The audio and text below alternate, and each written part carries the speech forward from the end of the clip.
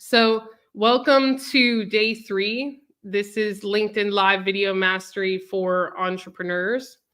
And if you are looking to get better at presenting your live video events on LinkedIn, then, you're in the right place. So, put 1 in the chat if you've done a video event already, and 2 in the chat if you haven't and you're just preparing to. I want to get a good read of the room here.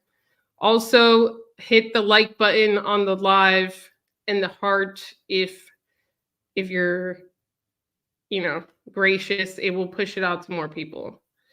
All right, so it's a mix of 1 and 2 so far. All right. And for the 2s, I'm curious. For the 1s, let me know when the last time you did a live event was, and for the 2s, what's stopping you. So let's start.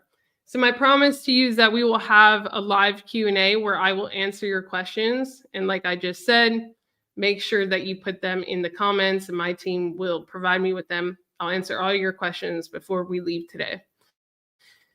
What we will learn today is how to get people to take action on your call to action that we defined on day 1, which is extremely important.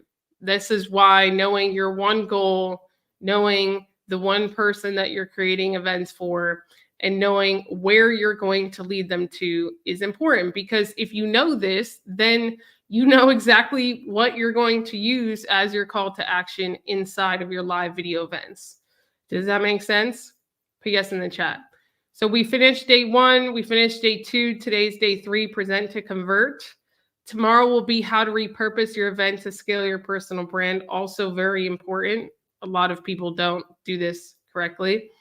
And the outcome of today's training is to know how to show up inside of your live video event and present it in a way to prove you are the expert that you say you are. Because I think one of the biggest travesties, one of the biggest things that I see that are really sad is that there's a lot of people out there, and maybe this was you, or maybe you know someone that is like this, but they really care about what they do. So it's aligned with their purpose. Their intention is to help people. They know what they're talking about, but for some reason, when they show up on a live video event, that does not really shine through. And they kind of just blend in with the crowd and they don't prove their expertise. It's almost like everything that they know disappears. Who has ever felt this way or seen that, where you know that that person is truly an expert, but when they're just not coming across that way? Put it in the comments.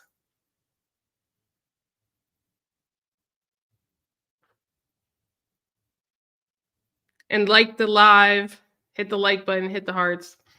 All right, so just going through, if you haven't met me before, my name is Shanee Moret. I have almost 1 million followers on LinkedIn, so this is why this is different, and have all the receipts to prove it. Have been able to build a private email list of over 50,000 people, so on and so forth, and have done the work to do a lot of live video events. I'm always called inspirational. All right, so let's get to the nitty gritty of how to actually do this. So this is the process. And again, this is just a process that has worked for us time and time again. This is also the process that we have seen work for clients over and over again. So I'm sure that there are other ways to do it out there, but this is a process that we teach. And what we're going to learn today is how to prepare, how to present, and then obviously that leads to people taking action on your CTA, which leads to profits. So the first step is prepare. So if you're listening now, put prepare in the comments. I want to see who's actually awake. And we're going to go through an exact system of how to prepare. If you follow this system and you show up really intentional and on for your live, you will get more results than you probably have ever had before. Okay. So we're going to prepare what you will say, not scripted, but, an outline. And then we're going to prepare how you will show up. So the first step in preparation for your live is to be extremely intentional about starting off baseline. And this is the process right here. So if you want to take a screenshot, I would highly advise that. We're going to start off baseline. We're going to introduce ourselves. We're going to include our call to action right at the beginning. Then we're going to have a first major point, a second call to action, second major point, third major point, fourth call to action, question and answers, and a fifth call to action. And when I say CTA 1, 2, 3, 4, 5, you're saying the same thing 5 times. This is one of the huge mistakes that people make, is they only do their call to action at the end. And when they do it, they sound really low. And they're like, oh, by the way, I have this thing. Go buy it. Right?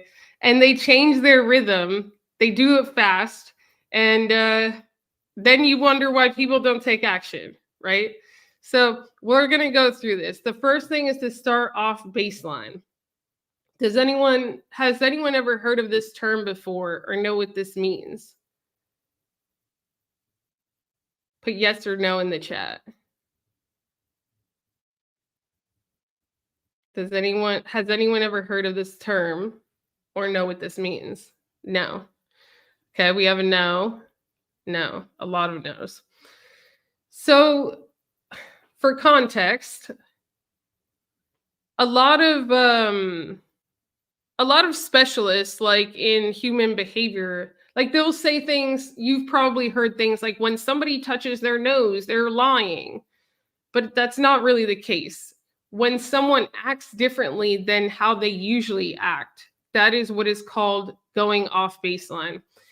This is the woman in the red dress, right? In the Matrix, which is, you notice the woman in the red dress amongst all the other people because it's different.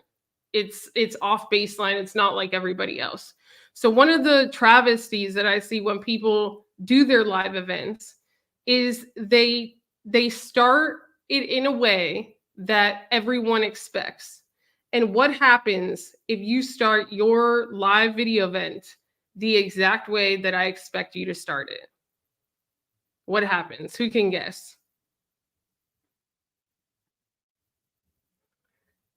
Who can guess?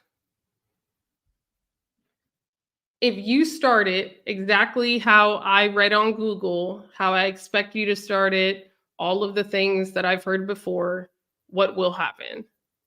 Boredom. Yeah.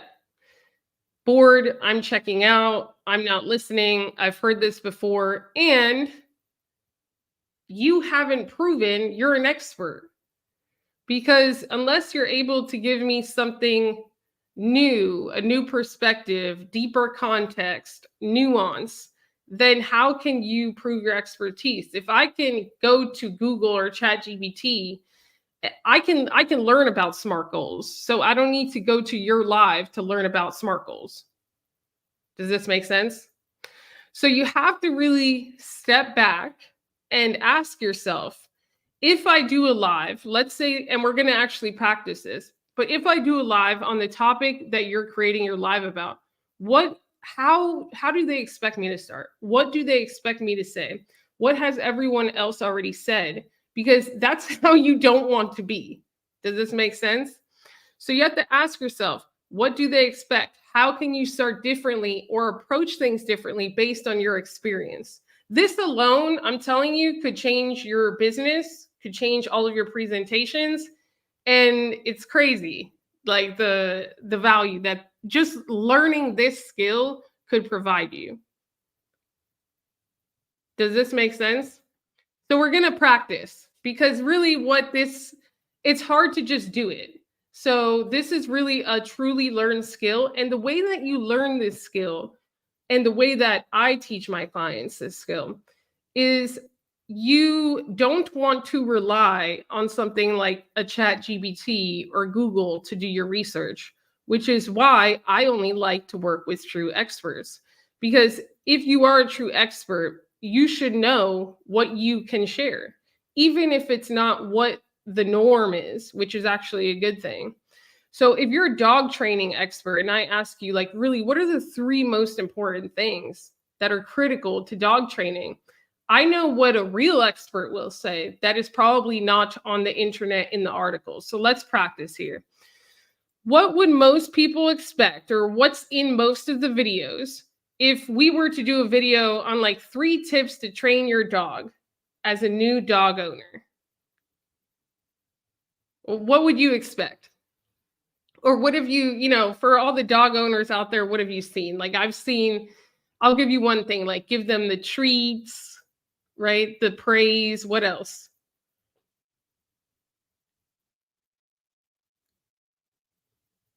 What else? Put it in the comments. And hit the like button on the live or the hearts wherever you see it. Teach them commands. Yeah. What else?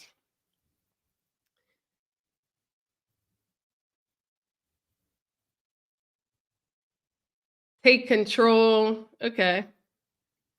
Walk them. Yeah, like these are things that we expect. So if I were to do a live and I'm like, these are the 3 ways to train your dog, and I start talking about all these things, it's pretty basic and I could lose a lot of people. I also really don't prove that I have any real life experience because I'm not bringing examples to the table. I'm not bringing nuance. I'm not bringing anything that people can't just Google superficially. I'll give you an example of what I would do. And going off baseline would look like something, like the 3 ways to train your dog. And then the way we would start is really, it has nothing to do with your dog. Because the first step in training your dog is to really decide to be the dog owner that's going to have a disciplined dog.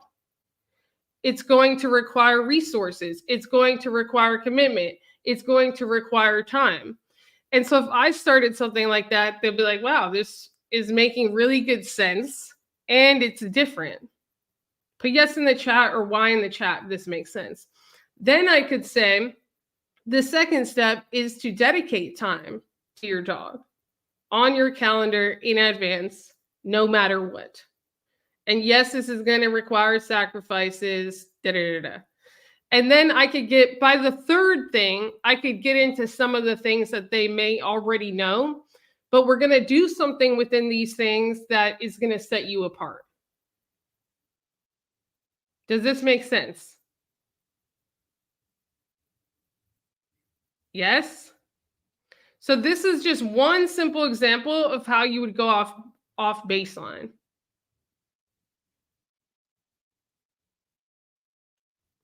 And this is actually real because I have 2 dogs. If you don't actually commit to them, if you don't give them time, if you don't decide that you're going to be as committed and steadfast and not, cut corners or not do the training some days and not other days, then they don't learn. Right? So start off baseline. Then the second thing is so when you're preparing your presentation, the outline, the context of the topic, you have to share things that are off baseline. So if you're creating a thing on goals and all you have on the sheet is SMART goals, then you may want to go back to the drawing board or the notebook. How you're going to then do it is when you introduce yourself, it has to be in the beginning and it has to be short. A lot of people, when they introduce themselves, it takes 5 minutes, 10 minutes. And they also bring in things that have nothing to do with bringing authority to the particular topic that they're talking about.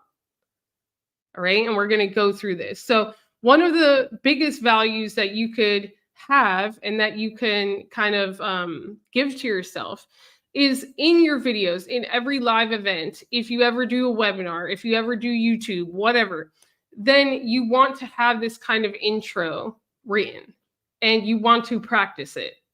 A lot of this is going to be practice. Put 1 in the chat if this makes sense. So we're going to go through an exercise and I want you to put your comments in the chat of how you would introduce yourself to bring authority to someone that does not know who you are. Because one of the biggest mistakes that we make when going on live video or creating any type of content is we make the false assumption that this person already knows who I am, that this person can just click on my LinkedIn profile and figure out what I've done. They have all the time in the world. No, it's your responsibility to prove your authority and to say it very quickly before getting to the main context. Okay. So, what does this look like? Your introduction should prove your authority. An example, if you don't know who I am, and all of you have probably heard me say this before, but if you haven't, if you don't know who I am, my name is Shanee Moret, and I have almost 1 million followers on LinkedIn. Now, this would only make sense if I'm going to be talking about LinkedIn in that video, right? It's true. I have the authority. I'm bringing it to the table. If I were going to be doing a video on email marketing, I really wouldn't say this. I would say, if you don't know who I am, my name is Shanee Moret. My name is Shanee Moret, and I've built an email list of over 50,000 people inbound. I'm adding authority related to the topic that I am talking about. And it doesn't have to be 50,000. Even building an email list of 1,000 is a lot. But it has to be the truth. And it has to be something that when you say it, the person's like, oh, so they have done something related to this. Put yes in the chat, this makes sense. An example of someone that I know who she has a big YouTube channel. She says, my name is Kizzy Parks, and I have secured more than $50 million in government contracts. And her channel is related to government contracts. So what is your statement? Put it in the comments. My name is, insert name here, and I insert something that you have done to prove your authority related to what you're teaching.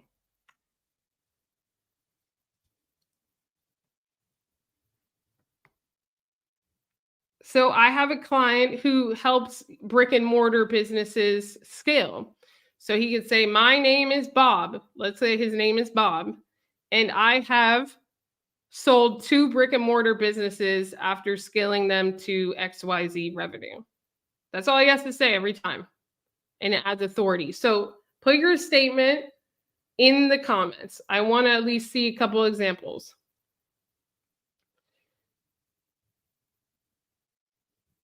So David, I'd be a little bit more specific. So David put, my name is David, and I've been at the forefront of the solar energy revolution. You know, I would try to quantify. I've gotten whatever, $10 million secured in solar funding for businesses in the last year, whatever. My name is Dr. Carrie Ann, and I disrupt professionalism through well-being. So you see how a lot of these are, they're using words where I don't really know what that means, and my brain can't quantify it, or my brain doesn't understand the value of it within 5 seconds. When you read it to yourself, you're like, what does that mean? Right? My name is Gail, and I've trained more than 65,000 persons globally in customer service. That's good. I coach founders and managers in 35 different countries. So I look for more results stuff, right? Unless like the 35 different countries is really important. My name is Stephanie, and I capture moments and turn them into lifetime memories through photography.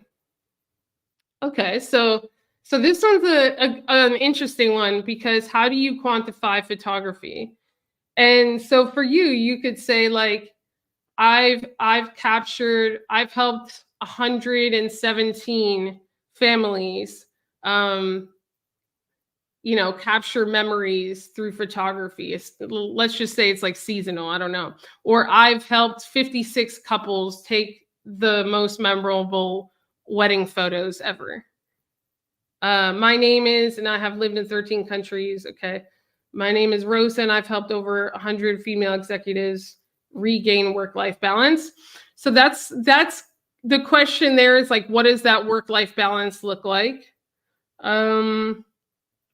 So you see how a lot of these could be a little bit improved, and we're just starting, right? But the point is that you want to almost quantify it as much as possible.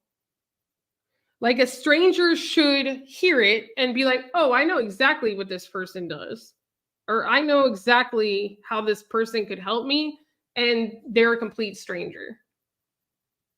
right? Just put one in the chat if that makes sense. And one of the tasks for today will be to submit your statements to us. Okay. So once you introduce yourself, you're going to immediately mention your call to action for the first time. And this is even before you bring the first point to the table. So I could be like, if you don't know who I am, my name is Shanee Moret, and I have almost 1 million followers on LinkedIn. And if at any time during this live, I am providing value to you, go to yougrow.club and register for the upcoming challenge. Okay, let's start. And then we get to point 1. So what is going to be your call to action? And when you say your call to action, it should not change in rhythm. So when I say, oh, if you don't know who I am, my name is Shanee Moret, and I have 1 million followers on LinkedIn. Oh, by the way, go to yougrow.club. Okay, let's start. They should not notice a change in, like, you got really nervous, or you're not confident in your offer, you're not confident in your call to action, because if you're not confident in your call to action, then why should I be? And this is why practice is critical. And this is why actually proving the offer within your business and getting results for your clients is also critical, because the more results you get for your clients, the more that belief will be fortified and you'll have no problem saying it. Okay. And that call to action also should be the same 5 times. So I'm going to mention that same call to action between the intro and the first major point, between the first major point and the second major point, so on and so forth until the end. I should hear it 5 times, and it should not change. The first one should not be, oh, go download our ebook at growthacademy.global. And then the second one be, yes, go subscribe to YouTube. And then the third one is go to the challenge. And then the fourth one is book a one-on-one with me. It should be the same one 5 times.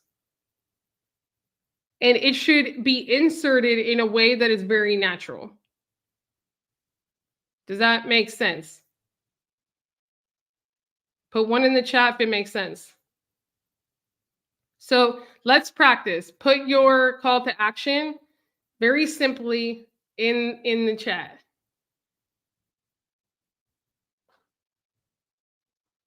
And we'll wait a second. Cue music. And like the live, hit the like button, hit the thumbs up. But let's try it. I'll give you 1 minute to put your CTA statement in the comments.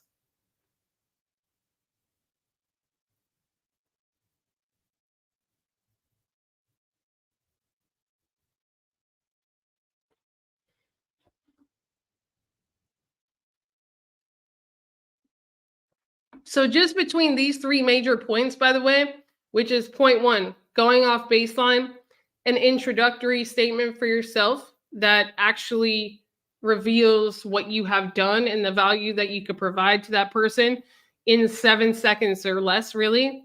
And the call to action is valuable in and of itself.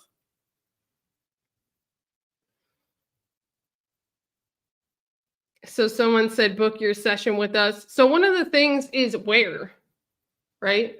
Book your session with us. Where, what will they get from it? Sign up for my free course, Change the Way You Lead in 3 minutes a day, right?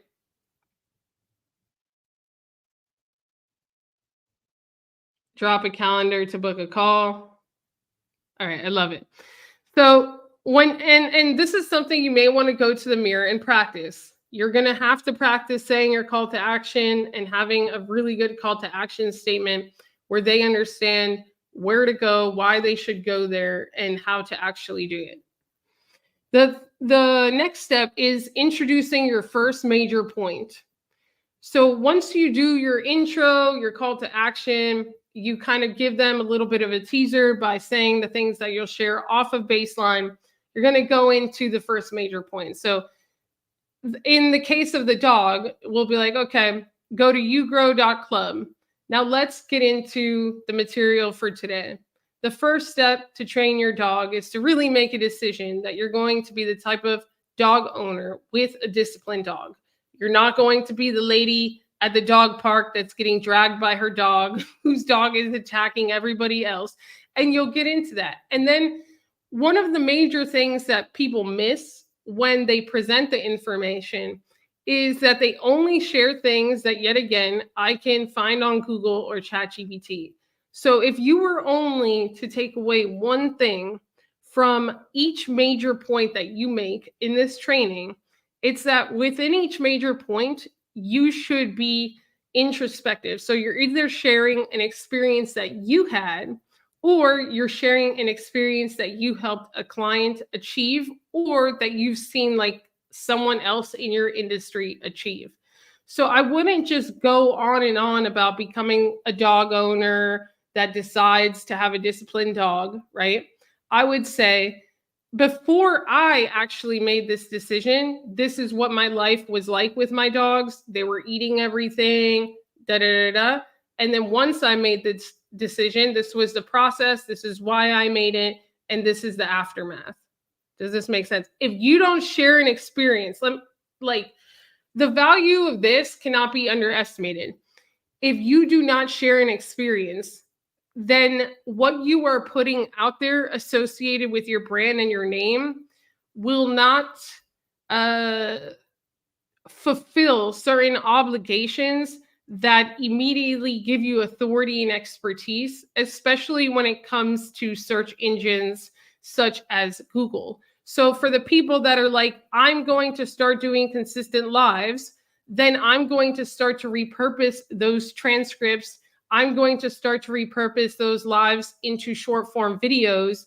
And those are going to be ranking on Google somewhere, or maybe I'm going to also post them on YouTube. The algorithms and the understanding of your expertise will not be proven unless you bring personalized experience into what you say, which will be included in the transcript. I cannot stress this enough. Does this make sense? So if you're just sharing stuff that's already, you wanted to go the lazy route, okay?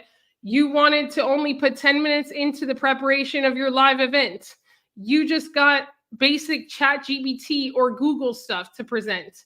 You did not add value. The words that you say when you upload a transcript or when you write a newsletter from what you said in that live will not be ranked because you provided no experience, nothing different. Okay? Does this make sense? Put one in the chat if it makes sense. So always include a personal experience or a client experience in the major point that you're making. Then what you'll do is you'll say your call to action again and repeat the process for points 2 and 3, which is bring up point 2, include an experience, call to action. Bring up point 3, include an experience, call to action. Is this understood? Put yes in the chat. Then what you'll do is you'll leave the Q&A for the end for a reason. Because if I just stop a live video event on LinkedIn completely, and I'm like, hey, Sally, I see you in the chat, and I start answering a question, first of all, the question could be kind of unrelated. Second of all, it interrupts the flow of thought for all of the live viewers. Third of all, it's very annoying as a replay viewer when someone's doing that. Instead of covering the material, they're just going off on little tangents with the Q&A. And then fourth, when you go to repurpose your live and implement the process that we're going to cover tomorrow, it's going to be a lot harder for you or for your team to repurpose that video and for the AI tools to know what to repurpose if you're constantly disrupting the flow of your live. Put 2 in the chat if this makes sense, because I really hope that it does. The other thing is that you want to do the Q&A, not necessarily just for the person who's asking the question, but in my experience, a lot of the times, probably 50% of the time, the person asking the question may not become a client. It's actually the person who's sitting in silence who listens to how you answer the question and is like, wow, the way they answered this was really impressive. And because of that, I want to work with them.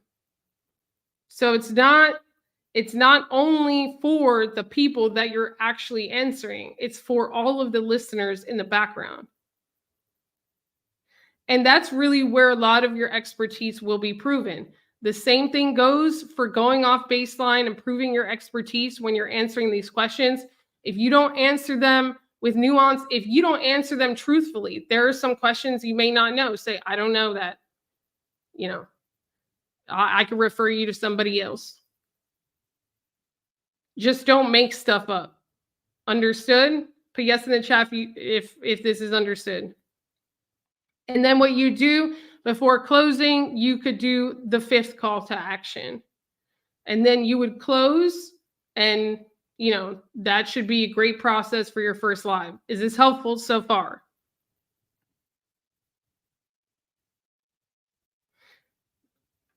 Okay, cool. So what we're going to do now is we're going to see some of the results of our clients. So we're going to go through the journey of a couple of our client case studies, and then I'm going to review 2 opportunities for you to continue growing with us. Put one in the chat if you're interested in that. But it's very important when you kind of look at what's possible through these client case studies, just understand the work required, which I will cover within each one.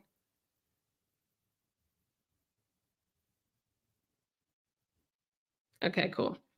So first client case study, Vlada Lakina. Vlada came to me. She's an exited founder. So we started working together in March, mid-March. And exited founder, she started her new business the next day. She exited a business and then she started her new one. Typical entrepreneur, right? So in this new business, which she wants to position as a startup accelerator, she did not have any clients yet. Okay. So she wasn't sure who her ICP was yet. She wanted to learn how to start to build a brand to generate inbound business long term, because she had already mastered outbound for her previous business. So this is a before and after. This is the power of positioning and a lot of what our team does when positioning. If you look at the before, the picture ratio, the banner, it doesn't stand out. It doesn't match our brand. There's no top voice community badge. The headline's off. And when I look at your profile, the first impression matters, just like it does at an in-person networking event.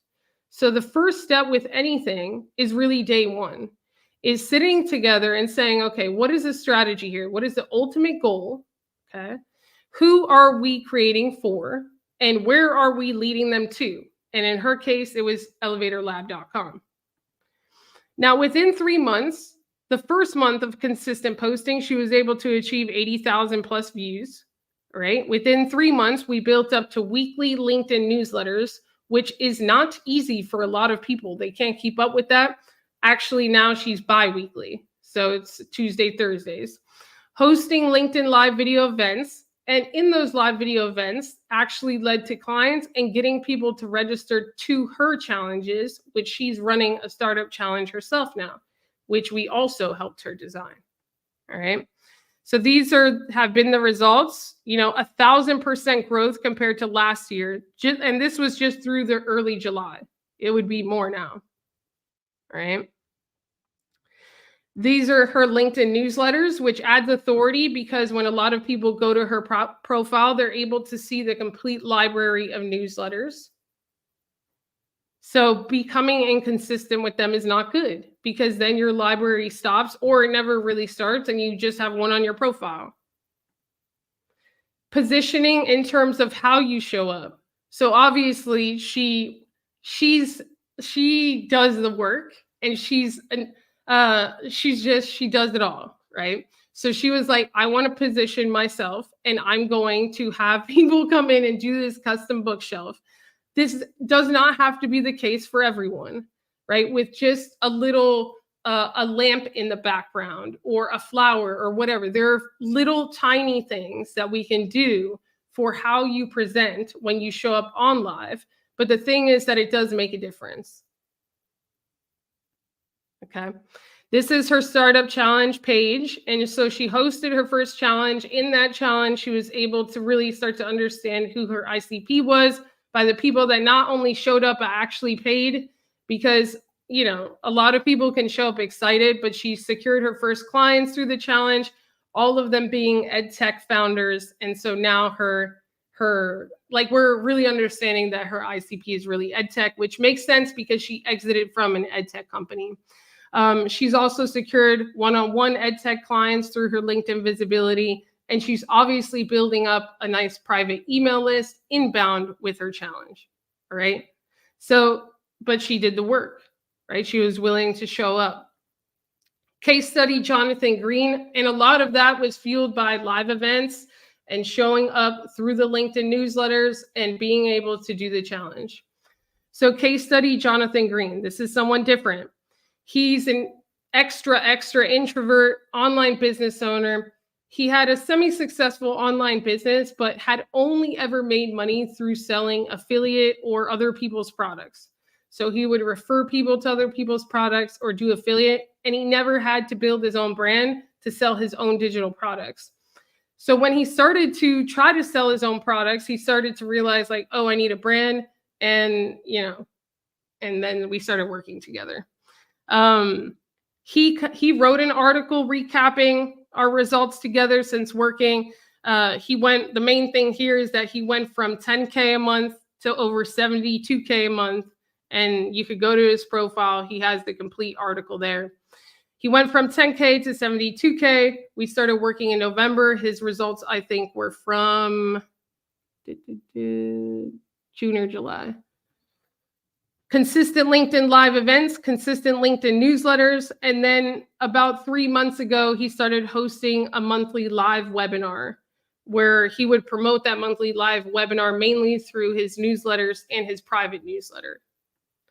He's also been able to repurpose the LinkedIn live events, which even Vlada has had, by the way, repurpose them to YouTube. And he's been able to grow his YouTube subscribers to over 1,000 subscribers, which really was not even the goal. It was just kind of a byproduct of getting really honed in on the process of presenting the live video events. And then because it's so organized and so strategic, it's easy to really repurpose. And he does not have a big team. He just got an editor like the other day. So this is possible even with something like Descript, and we'll talk about that tomorrow. But the more organized you are in your live video event, the easier it is to repurpose that live video event into a long form video for something maybe like YouTube or a private membership, or into shorts, which we'll talk about tomorrow. Case study, Maria Malik. Some of you know who this is. Maria Malik's one of my superstar clients in terms of growth, has been with us for over 2 years now. But in the first 6 months of working together, she went from 2,000 followers to over 100,000 in 5.5 months. And it's funny because we have the first Zoom where she's like, how much do you think I can grow? And I was like 10,000. You know, she's been able to build an email list of well over 10,000 people now. This is just in the first 6 months. And in the first 6 months, she was able to start hosting webinars where she would make over 20K, which was more than she had ever made even in a month prior. The large majority of her email list and webinars are driven by LinkedIn live events and visibility. And now she has the leisure and the freedom to really decide the type of business that she wants, because she doesn't do webinars anymore, right? She has on-demand products and only does exclusive one-on-one executive coaching. And it's that positioning, that change has really, changed her life. And this was us the other day. And a lot of that was driven through live events. More for her, it was video and live events, because when we started working together, LinkedIn newsletters weren't really a big thing. And then within the last year, we added the LinkedIn newsletter factor. So what is the secret? There is no secret. Like, people will ask me this all the time, and I'm like, it's just doing the work. It takes practice and it takes reps.